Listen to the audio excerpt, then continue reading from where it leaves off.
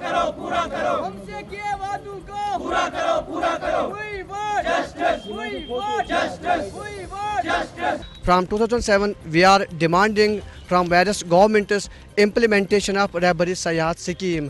मगर सर मुझे नहीं लग रहा है कि ये जो गवर्नमेंट है ये इस रिगार्ड सीरियस है कि जो हमारी मुतालबात है इम्प्लीमेंटेशन ऑफ रहबरी सयाहत स्कीम।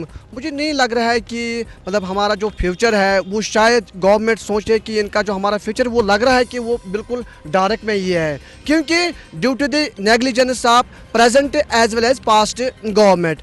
और इसके बाद हमने क्या किया है, मतलब ना मुफ्ती तासुद्दीक साहब को भी हम मिले हैं SKICC में, तो पता नहीं तो उस टाइम उसने बिल्कुल हमारे साथ रूड बिहेवियर इस्तेमाल किया है।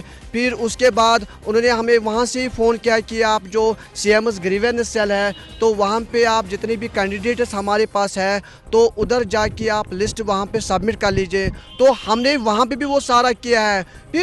फिर उसके बाद उस मतलब हमने अप्रोच किया है, कोई वहाँ पे मतलब ना कोई सुनता ही नहीं है।